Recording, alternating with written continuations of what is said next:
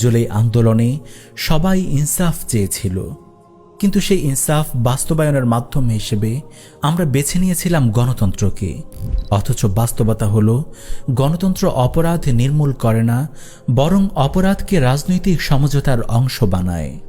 পৃথিবীর কোনো দেশেই সংখ্যাগরিষ্ঠের মত সত্যিকার অর্থে শাসন করে না, শাসন করে একটি এলিট শ্রেণী।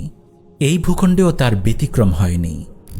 আওয়ামী নিষিদ্ধকরণ সহ কিছু মৌলিক ইস্যুতে যখন গণভোটের কথা ওঠে, তখন সেই প্রস্তাব বাস্তবায়নের পথে এগোয় না, কারণ গণতন্ত্র অপরাধের শিকড় উপড়ে ফেলে না, বরং অপরাধকে রাজনৈতিক সমঝোতার অংশ বানায়।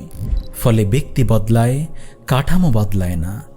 এর সাথে যুক্ত হয়েছে বিদেশি স্বার্থ, এলজিবিটি মতবাদ বাস্তবায়নের চাপ, মানবাধিকার অফিস খোলার দাবি, করিডোর ইস্যু, এসব কিছুই জনগণের চাহিদা থেকে আসেনি। এগুলো এসেছে আন্তর্জাতিক শক্তির এজেন্ডা থেকে, আর গণতান্ত্রিক সরকার সেই চাপ নিতে বাধ্য হয়েছে। কারণ এই ব্যবস্থা জনগণের কাছে নয়, বৈশ্বিক শক্তির কাছে জবাবদিহি করে।